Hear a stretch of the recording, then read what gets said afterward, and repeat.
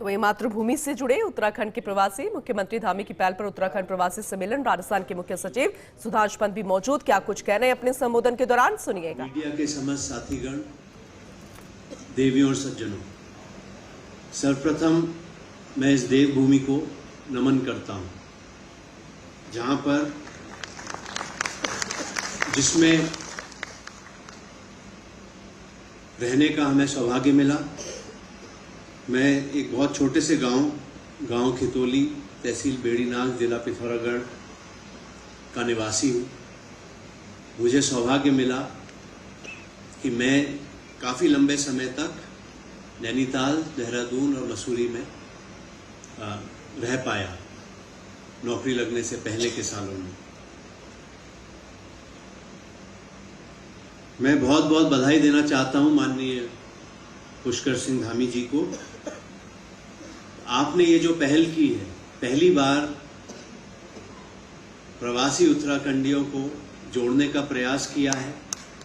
ये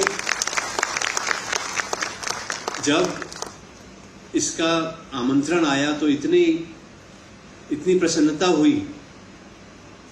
अपनी माटी से जुड़ने का इस तरह से जो उत्तराखंड सरकार में और आपने जो ये पहल की, मैं समझता हूँ जितने भी हमारे भाई बहन जो भी आए हैं दूसरे राज्यों से, तो इससे ज़्यादा गौरवान्वित होने का कोई अवसर नहीं हो सकता।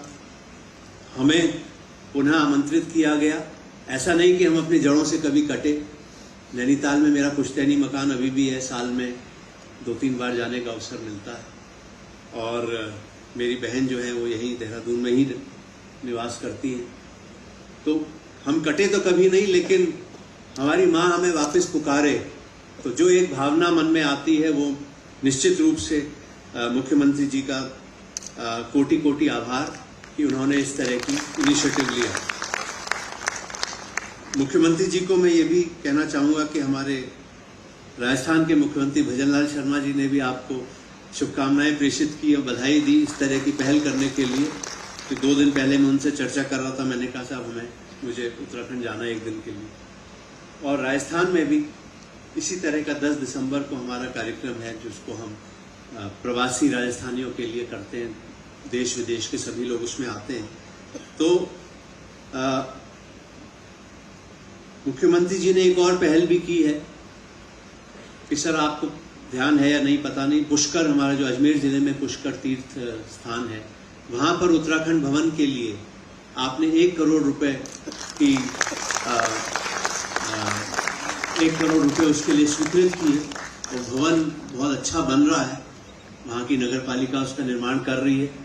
वो पूर्ण होगा तो हम आपको भी उसमें आमंत्रित करेंगे उस भवन के उद्घाटन में। इस बहाने आपका भी वहाँ पधारना रहेगा।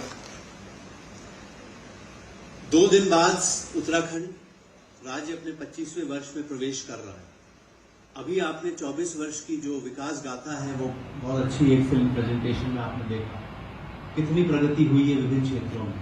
25वें वर्ष में आते ही चाहे इंसान हो चाहे राज्य हो, एक नई ऊर्जा आती है। और मुझे पूर्ण विश्वास है कि मुख्यमंत्री जी के नेतृत्व में, देश में प्रधानमंत्री मोदी जी के नेतृत्व में, राज्य में मुख्यमंत्री जी के नेतृत्व में उनकी पूरी टीम उत्तराखंड को और विकसित बना के और ऊंचाइयों पर आने वाले 25 साल में लेके जाएगी। और प्रधानमंत्री जी ने जो विजन देखा है विकसित भारत का 2047 तक के कालखंड में, उत्तराखंड विकसित उत्तराखंड होगा, उससे विकसित भारत होगा। तो हम सब ये आशा करते हैं कि राज्य का नेतृत्व, सफल नेतृत्व जो है और तेज गति से राज्य के विकास को आगे ले जाएगा।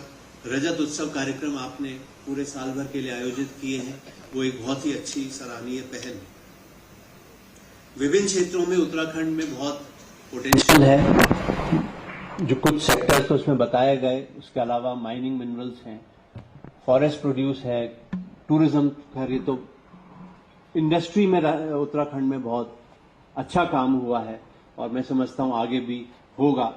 आपने जिस प्रकार से ग्लोबल इन्वेस्टमेंट समिट किया, 2.5 लाख करोड़ के एमओयू हुए और 3.5 लाख करोड़ के करीब एमओयू हुए। और महत्वपूर्ण बात यह है कि करीब 75-80 हज़ार करोड़ के उनका ग्राउंडिंग हो गया, मतलब मौके पे काम शुरू हो गया। ये बहुत महत्वपूर्ण है। कई बार एमओयू हो जाते हैं कागजों पे, लेकिन क्रियान्वयन के समय उनमें कई इन्वेस्टर्स पीछे हट जाते हैं। तो ये भी एक राज्य सरकार पर जो निवेशकों का एक विश्वास है वो दर्शाता है कि 70-80 हज़ार करोड़ के एमओयू की ग्राउंडिंग हो गई, आने वाले समय में और होंगी। तो कुल मिलाकर मेरा ज्यादा कुछ कहने का ये अवसर नहीं है। मैं तो सिर्फ यहाँ आके आपने हमें आमंत्रित किया, हम सभी बहुत गौरवान्वित हुए, और हम देश में दुनिया में जहां भी रहें उत्तराखंड हमारे दिल में रहता है, और हमारे लायक कभी भी उत्तराखंड के लिए कुछ भी होता है तो हम अपने जो भी हमारे सीमित क्षेत्राधिकार होता है उसमें करने के प्रयास करते हैं। तो राजस्थान के मुख्य सचिव सुधांशु पंत अपने इलाके पहुंचे हैं। उत्तराखंड प्रवासी सम्मेलन के दौरान जो उनका संबोधन रहा वो आत्मीयता जुड़ाव की बात भी करता नजर आया, और जो मुख्य उद्देश्य है इस कार्यक्रम का वो भी साकार करता हुआ नजर आया।